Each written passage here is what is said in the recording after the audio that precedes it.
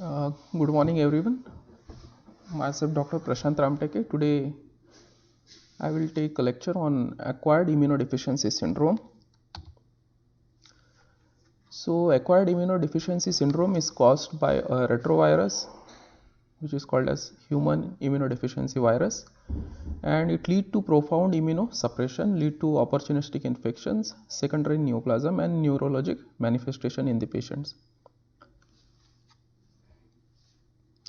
So, it's a pandemic, and most of the cases are from Asia and Africa.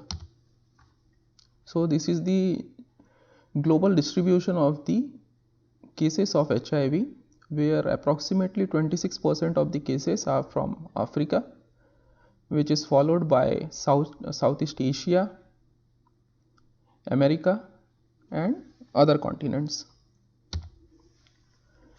Epidemiologically, uh, where the study is done in the US, where they found the most common, most predominantly cases are the homosexual or bisexual men's along with the IV drug abusers, which composed of approximately 62% of the cases. Apart from that, there are cases due to blood transfusion, which include hemophilic cases and a non-hemophilic recipient of blood and blood compound.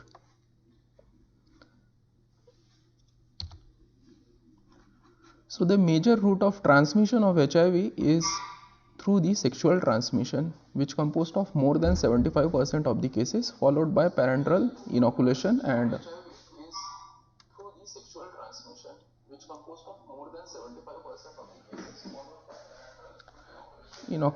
and passage of virus from infected mother to newborn. So sexual transmission is most common in homosexual male, where the virus is carried in semen, enter the recipient body through abrasion in rectal and or oral mucosa or by direct contact with the mucosal lining cells. So the virus transmission occur in two ways, either by the direct inoculation into the blood due to trauma of the mucosa, or infection of the dendritic cell or CD4 positive T memory cells within the mucosa. The risk is enhanced by coexisting sexual transmitted diseases, especially associated with genital ulceration, and heterosexual transmission is the dominant mode of HIV transmission in Asia and Africa. Now, the parenteral mode of transmission is commonly seen in IV drug abusers. Apart from that, hemophiliac and other recipient of contaminated blood transfusion are also the cases. However, IV drug abuse composed of the largest cases in parenteral transmission, which is due to sharing of needle syringes while using the drugs. An extremely small group through seronegative blood. So this is because of the awareness. So nowadays the health measures are very high, so the risk of HIV transmission through the blood transfusion is very rare. Then the another mode of transmission is mother to infant transmission. So major cause of pediatric AIDS are due to in utero transmission, that is transplacental spread. Then during delivery through the infected birth canal, and after birth by ingestion of the breast milk. Intrapartum and peripartum transmission is most common mode of transmission. The rate of transmission by mother to infant transmission is 7 to 49% in different part of the world. This is depend on the risk factor as well as the treatment which is given to the mother, infected mother, that is the HRT treatment, antiretroviral treatment. So the risk, the higher risk which lead to mother to infant transmission is high maternal viral load, low CD4 T cell count, and chorioamnionitis during the pregnancy. However, as I said, with antiretroviral therapy, mother to child transmission has been virtually eliminated. So whatever cases we see of mother to infant transmission in the underdeveloped or poorly developed countries.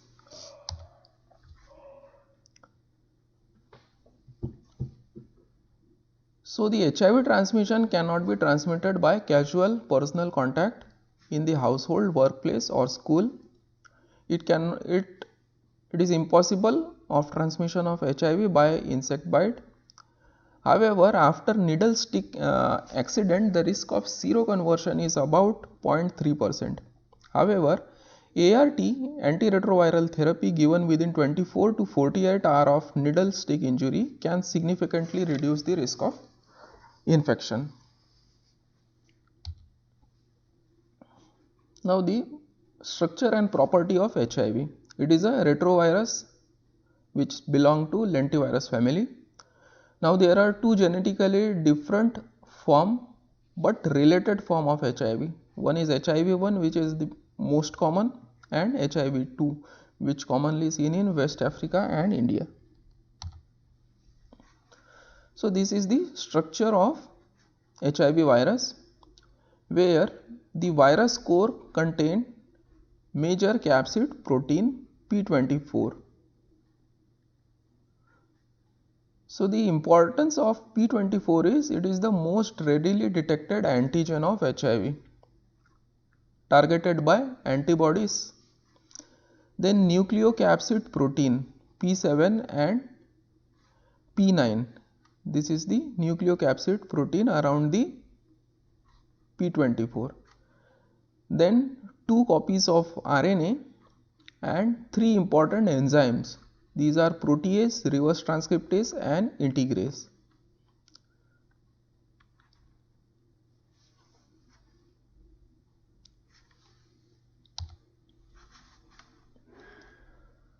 So the HIV genome consists of 3 important genes, that is GAG, POL and N gene. The product of these genes are translated into a precursor protein which need to be cleaved by viral proteases to become a mature protein. And the anti-HIV-1 protease inhibitor, these are one of the antiretroviral component of antiretroviral therapy. They prevent the formation of this mature viral protein and lead to inhibition of replication and proliferation of HIV infection. Then other accessory genes are TAT, REV, VIF, NEF, VPR and VPU, which regulate and synthesize and has a role in assembly of viral particle and pathogenicity of the virus. The product of TAT cause 1000-fold increase in transcription of viral gene, which is critical for replication. Now it is known that the HIV genome is showing quite variability, and this variability is commonly seen in the genes which help in formation of the envelope of the virus. And because of this variability, which is due to the frequent mutation in the N gene, poses a problem for development of a anti-HIV vaccine. So HIV can be divided, HIV-1 can be divided into subgroups. One is M, major subgroup, other is O subgroup, which is outlier, and third is N subgroup, which is neither M nor R. And among these, M subgroup is the most common worldwide, and they are further divided into subtypes, which are from A to K, and their distribution varies geographically.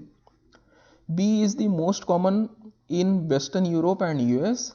However, A is most common in Thailand, and subtype C is the fastest spreading virus worldwide, and it's common and most common subtype in India. Now the pathogenesis of HIV infection. There are two major targets of HIV infection. First is the immune system of the body, and second is the central nervous system. So these lead to profound immunodeficiency primarily affecting cell mediated immunity. So this is a hallmark of AIDS infection. AIDS and infection of and a severe loss of CD4 positive T cell lead to impaired function of surviving helper T cells. The other targets are macrophages and dendritic cells. So the life cycle of HIV, it composed of first the infection of the host cells, then integration of the provirus into the host cell genome, then activation of viral replication, and then production and release of infectious virus. So this is the diagram which illustrates the life cycle of the HIV virus. Here you can see first the virus bind to the host cells which are having the CD4 receptor. So the glycoprotein 120, it bind to CD4 receptor of the host, which lead to a conformational change in the glycoprotein 120, which lead to formation of the space for co-receptor. So for activation for penetration of the virus into the host, there is importance of the binding of virus to the co-receptor in addition to the CD4 binding. So only CD4 binding is not sufficient.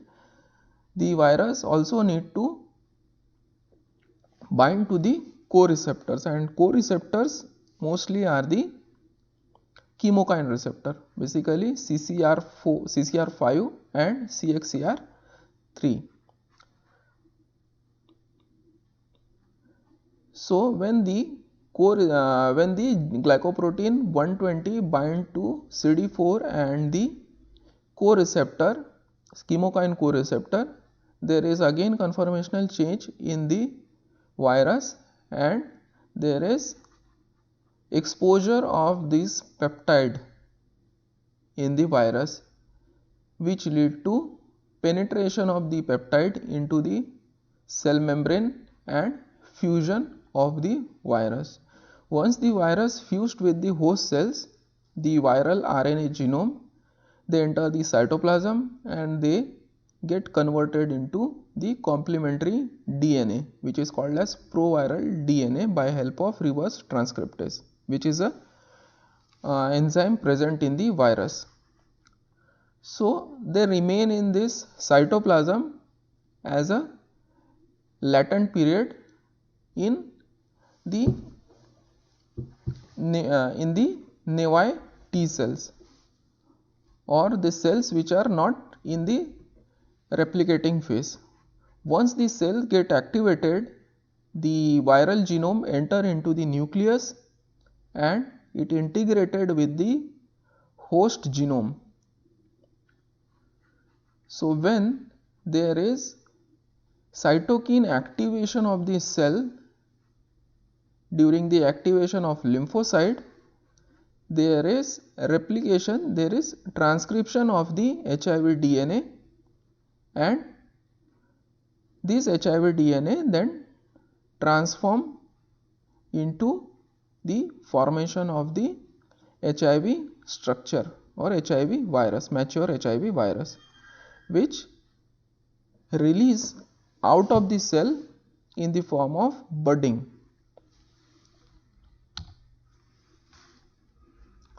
So the infection of the cell by HIV is by using CD4 molecule as a receptor and various chemokine receptor as co-receptors. So the trophism of the virus for CD4 positive T cell and for the CD4 positive monocyte macrophage and dendritic cells is there. So binding of CD4 is not sufficient for infection, I said. The glycoprotein 120 must also bind to the other cell surface co-receptors like CCR5 and CXCR4.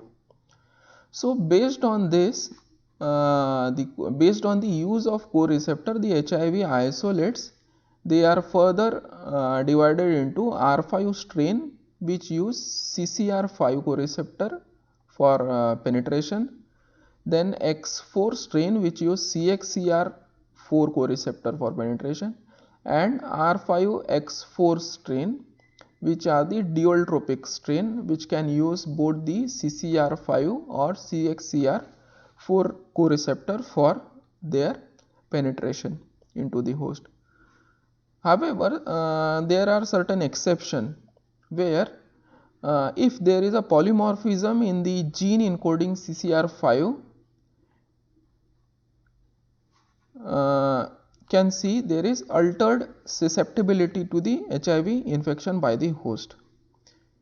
There are some studies where they found approximately 1% of the white American, they inherited the 2 mutant copies of CCR5 genes, and they are completely resistant to the R5 strain of virus, and about 20% of the individual are heterozygous. They have the 1 mutant copy, however the other allele is normal, and they are partially protected. In this case, even after the infection, the progression to the AIDS is delayed.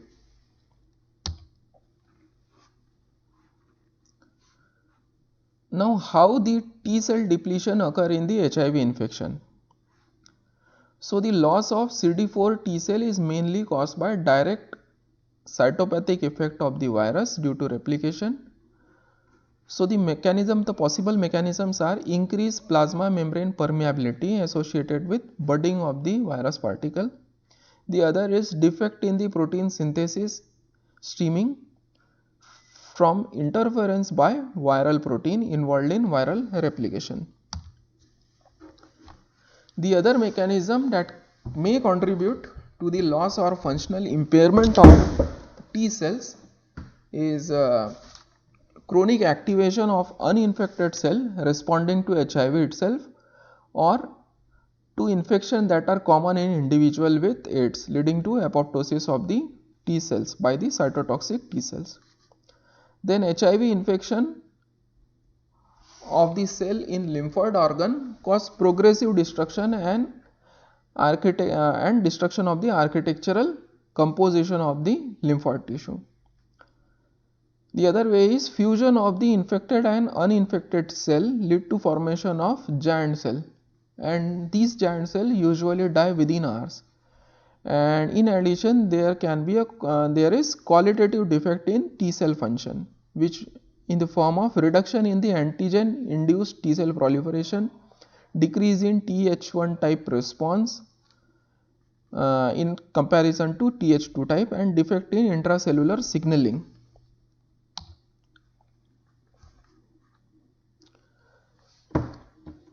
However, I can see that the virus can remain latent in the host cells for years, and this is the important feature of HIV infection. The integrated complementary DNA or provirus without viral gene expression can persist in cell for years or months. Even with potent antiviral therapy, which practically sterilizes the peripheral blood, the latent virus concealed within the CD4 positive cells in the lymph node and other lymphoid organs. Approximately 0.05% of CD4 positive T cells in lymph node are latently infected, and because of these CD4 positive T cells, which are predominantly memory cells, they are long lived with a lifespan of approximately month to year, and thus provide a persistent reservoir of virus in addition to macrophages. So, there are other non-T lymphocyte cells of immune system which help in which are infected by HIV infection.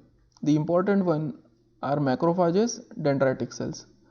So, macrophages, although the cell division is required for nuclear entry and replication of most retrovirus, HIV-1 can infect and multiply in a terminally differentiated non-dividing macrophages, which may contain large number of virus particles, and they are quite resistant to the cytopathic effect of HIV. So, they can remain in the remain and proliferate in the macrophage for longer period as compared to CD4 positive T cells. Then other is dendritic cells of the mucosa. They usually capture the mucosa by the lectin receptor and they migrate into the lymph node where they present the virus to the CD4 positive T cells. Also there are follicular dendritic cells which are also considered as a reservoir of virus. Now there are B lymphocytes which are also affected by the HIV infection, however they are not infected by HIV. So we can see a paradoxical spontaneous B cell activation and hypergammaglobulinemia in these cases. Despite the absence of spontaneously activated B cells, despite the presence of spontaneously activated B cell, patient with AIDS are unable to mount a required antibody response to a newly encountered antigen. This could be due to lack of T cell help which is needed for B cell activation, and also even the antibody response against the T cell independent antigens are also suppressed. So this indicate there might be an intrinsic defect in B cell itself. Now how the HIV infection lead to CNS involvement? So nervous system is the another major target of HIV infection, and the common cells which are infected in CNS are macrophages and microglia. Microglia are also the monocytes or macrophages in the CNS system. So here the neurons are not infected by HIV and the extent of neuropathologic changes is often less than might be expected from the severity of the neurologic symptom which is seen in the HIV patient. The neurologic defect is caused indirectly. The studies found that these neurologic deficits are caused indirectly by the viral products and the soluble factor produced by infected microglia such as cytokines which include interleukin 1, TNF and interleukin 6. So how this is the natural history and the course of HIV infection, where you can see it is divided into the acute phase, then chronic phase, and then ultimately progresses into the acquired immunodeficiency syndrome. So in acute phase you can see the virus attached to the mucosal surface where they are taken up by the where they get bind to the CD4 positive T lymphocyte, and since most of these cells are memory T cells, CD4 positive T cells, so there will be a significant loss of memory T cells. In addition, the dendritic cells, they bind the virus through the lectin receptor and they transport this virus to the lymph node where they present the virus to the CD4 positive cells, and then the proliferation and replication of the virus occur in the lymphocyte and they systemically spread into the body, which is called as viremia. After that, the body develop a immune response in form of anti-HIV antibodies, and there is activation of cytotoxic lymphocyte which are CD8 positive lymphocyte, which lead to apoptosis of the infected lymphocytes. So within 3 to 6 weeks after initial infection, approximately 40 to 90% of the infected individual develop acute immunodeficiency syndrome, which manifest in the form of variable non-specific symptoms like cold, fever, lymphadenopathy, diarrhea, and the seroconversion occur in the HIV patient usually within 3 to 7 weeks of presumed exposure. Now, what is seroconversion? Seroconversion is basically the formation of anti-HIV antibody in the host. So approximately 3 to 7 weeks are needed for formation of HIV antibody. So after the acute phase, there is chronic phase where the virus remain in the latent phase in the infected cells. In this case, the viral load in this phase, the viral load in the peripheral blood is low, and after 7 to 10 years, there is progression of the cases into acquired immunodeficiency syndrome, which is characterized by breakdown of the host defense and dramatic increase in virus, plasma virus, and severe life-threatening clinical diseases.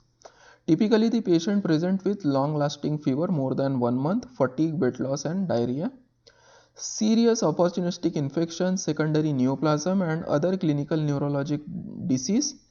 These all form the AIDS indicator disease or AIDS defining illness.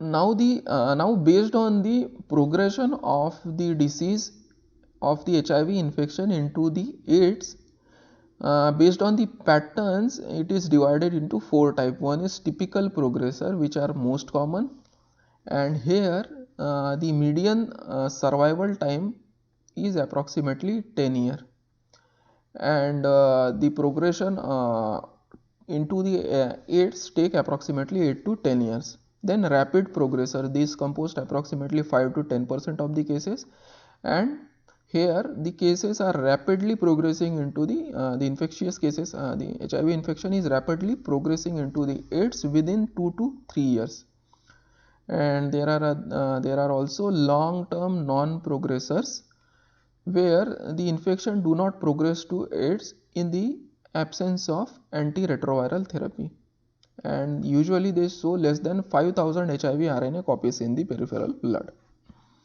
And there are elite controllers. These are known as natural controllers, are the subset of large term non-progressors.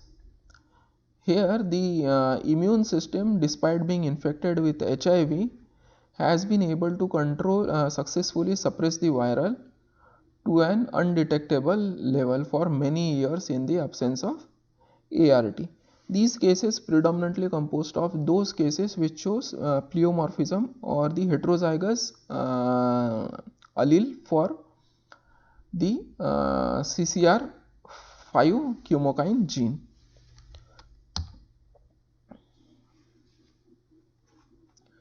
Now CDC has classified various categories of HIV infection based on the CD4 positive T cell count,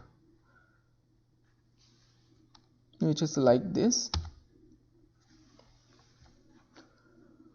Now the AIDS defining opportunistic infections includes the protozoal helminthic infection, which include cryptosporidiosis, isosporidiosis, toxoplasmosis. However, the characteristic of toxoplasmosis is it is the common mass forming, the infection lead to mass formation in CNS in the HIV infected cases in approximately 50%. Then fungal infections are Pneumocystis jirovecii, Candidiasis, Cryptococcosis, Coccidioidomycosis, Histoplasmosis. However, among these Candidiasis is the most common fungal infection in the AIDS. Then bacterial infection, which predominantly include the atypical mycobacterial infections, nocardiosis. Then viral infection, particularly cytomegalovirus, herpes simplex virus, varicella zoster virus, and JC virus, which cause a progressive multifocal leukoencephalopathy in the HIV patients. Then there are some tumors which are seen in HIV patient. The common one is Kaposi sarcoma. However, this HIV, the opportunistic infection and the tumors associated with HIV are drastically reduced with the advent of antiretroviral therapies. Nowadays, these tumors are quite rare. However, in countries where the in the underdeveloping countries you can see the cases of Kaposi sarcoma. However, in developed countries the incidence is very low. This Kaposi sarcoma is caused by the herpes virus 8, and it is characterized by proliferation of spindle shaped cells which expresses the marker for both endothelial cells and the smooth muscle cells. So the marker for endothelial cells are basically the CD34, CD31, ERG, FLI1, and the marker for smooth muscle cells are the SMA, desmin and caldesmon. The HHV8 human herpes virus 8 infection is also associated with a rare B cell neoplasm which is also seen in AIDS patient, is the primary effusion lymphoma, and it is also associated with multicentric variant of Castleman disease. So this is not associated with HIV infection, but it is associated with HHV8 infection. Then there are a list of lymphomas which are associated with HIV. The common one are Burkitt's lymphoma, approximately composed of 20 to 30% of the cases of HIV lymphomas. Then diffuse large B-cell lymphoma, which include the primary CNS lymphomas and the DLBCL NOS cases. Then plasmablastic lymphoma, then primary effusion lymphoma, classic Hodgkin's lymphoma, and HHV8 positive DLBCL NOS. Among these, the lymphomas which occur more specifically in HIV positive patient are primary effusion lymphoma, plasmablastic lymphoma, and HHV8 positive DLBCL NOS, which are quite exclusively associated with HIV infection. Then other tumors include the carcinoma of cervix and the anal cancer, which are having the association with HPV infection. Now about the diagnosis of HIV, let's see the curve of infection of HIV, where you can see a window period. So window period is basically it is from the exposure to the HIV infection to the development of antibody into the host.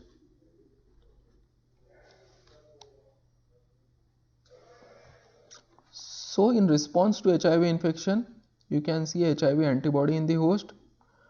You can see a complementary DNA of virus. You can detect the viral RNA copies. You can detect the P24 antigen of the HIV. So the common screening test for HIV are ELISA and rapid or simplex test. Rapid test basically the kit test, where the antibodies are detected against the antigen. However, the sensitivity of these screening tests are very high, and they predominantly detect the IgG antibody. The detection time for ELISA is approximately 2 to 3 hours. However, rapid or simple test detect the result within 30 minutes. The other supplementary test also detect the antibody, and they are quite specific compared to screening test, and they include Western blot test, immunofluorescence assay, radioimmunoprecipitation assay, and line immunoassay. Then there are confirmatory tests for HIV infection, which include P24 antigen detection, viral culture, HIV RNA detection by means of reverse transcriptase, branch DNA assay, NAT, that is nucleic acid amplification test, and real-time RT-PCR. So this is HIV RNA detection tests are considered to be the gold standard for confirmation of HIV infection. In addition, HIV DNA detection is also helpful in pediatric cases. Now the diagnosis of the diagnostic approach in the cases of pediatric HIV infection is quite different from the adult. In pediatric cases, the role of screening tests are not there. So you cannot use the ELISA or rapid test to detect the antibodies in the pediatric cases, because you cannot differentiate between the immunoglobulin IgG anti-HIV, anti-HIV IgG immunoglobulin. Are they belong to baby or they are transformed from mother? And the antibodies which the baby has from the mother, they take approximately 18 months to get disappear from the system of baby. And the recommended test for diagnosis of pediatric HIV include the HIV DNA detection, HIV RNA detection, P24 antigen detection, and the IgG ELISA only when the baby is more than 18 months of age. And how to proceed in the case of HIV, which is in the window period. So window period, as I said, it refer to initial time interval between the exposure and the appearance of detectable level of antibody in the serum. So antibodies appear in the blood of the host within 2 to 8 weeks after infection, but they become detectable. They become at the detectable level after 3 to 12 weeks. So you can there are some tests like third generation ELISA which detect the antibodies averagely in 22 days. Then P24 antigen detection, which has the less sensitivity, and they can detect the P24 antigen averagely in 16 day of window. And HIV RNA detection, this is the best method and detect as earliest as on the 12th day of infection. Now there are certain tests which help in monitoring the prognosis of the HIV patient, which include the CD4 T cell count, which is most commonly done, then HIV RNA load, then P24 antigen detection, and neopterin and beta-2 macroglobulin level. Antibody levels are inconsistent during late stage due to immune collapse and hence are not reliable for prognosis purpose or monitoring purpose of the HIV patient. Thank you.